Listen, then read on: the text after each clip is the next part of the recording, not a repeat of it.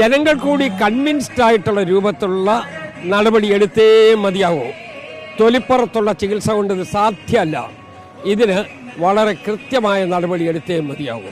വീണ്ടും ഒരു പരാതി, അതായത് KPCC നേതൃത്വത്തിന് കയ്യിലേക്കാണ് ഒരു പരാതി കൂടി രാഹുലിനെതിരെ വന്നിരിക്കുന്നത്.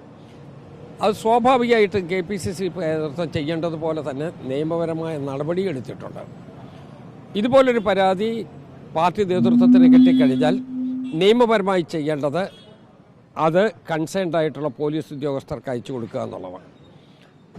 അതുകൊണ്ട് തന്നെയാണ് ഈ ജൂറിസ്ഡിക്ഷനുള്ള DGPക്ക് KPCC പ്രസിഡന്റ് ആ പെറ്റീഷൻ കൊടുത്തത്. ഇനി അതിൻ്റെ പുറകെ നമ്മൾ കാര്യങ്ങൾ ചെയ്ത് മുന്നോട്ട് പോകുകയാണ്.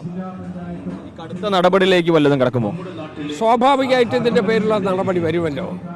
കാരണം കടുത്തതില്ല എന്നുള്ളത് വേറെ ആളുകളാണ് തീരുമാനിക്കേണ്ടത്. പക്ഷേ ഒരു പാർട്ടി ചെയ്യേണ്ട ചില കാര്യങ്ങളുണ്ട്. ആ കാര്യത്തിനകത്ത് ഒരു വിട്ടുവീഴ്ചയില്ലാത്തുള്ള നടപടിയെടുക്കും എന്നാണ് എൻ്റെ വിശ്വാസം. പക്ഷേ ആ നടപടിയെടുക്കേണ്ട പാർട്ടി ലീഡർഷിപ്പാണ്. മുരളീധരനും അതുപോലെ തന്നെ KK രമ അടക്കമുള്ള നേതാക്കളെ രാഹുൽ മാങ്കൂട്ടത്തിനെ പ്രാഥമിക അംഗത്തിൽ നിന്ന് പോലും മാറ്റി നിർത്തണം, അതുപോലെ തന്നെ ഈ MLA സ്ഥാനം രാജിവെക്കാൻ ആവശ്യപ്പെടണം എന്ന കാര്യമൊക്കെ ഞാൻ ഏത് തോതാ ചെയ്യേണ്ടതെന്നുള്ളത് ഞാനിപ്പോൾ പറയുന്നില്ല. അത് പാർട്ടി ലീഡർഷിപ്പാണ് തീരുമാനിക്കേണ്ടത്. പക്ഷേ ജനങ്ങൾ കൂടി കൺവിൻസ്ഡ് ആയിട്ടുള്ള രൂപത്തിലുള്ള നടപടി എടുത്തേ മതിയാവൂ. തൊലിപ്പുറത്തുള്ള ചികിത്സ കൊണ്ട് ഇത് സാധ്യമല്ല. ഇതിന് വളരെ കൃത്യമായ നടപടി എടുത്തേ മതിയാവൂ. അല്ലെങ്കിൽ തിരിച്ചടിയാവുന്ന കരുതുന്നുണ്ടോ? ഇത് തിരിച്ചടി പ്രശ്നമല്ല, നമ്മുടെ മനസ്സിൻ്റെ കൺവിക്ഷനില്ലേ.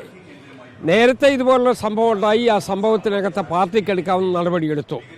പാർട്ടിയിൽ നിന്ന് പുറത്താക്കി, പാർലമെൻ്ററി പാർട്ടിയിൽ നിന്ന് നടപടിയെടുത്തു, എല്ലാ കാര്യങ്ങളും ചെയ്തു.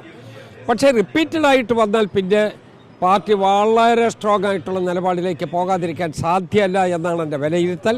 പക്ഷേ അത് ചെയ്യേണ്ടത് പാർട്ടി ലീഡർഷിപ്പാണ്.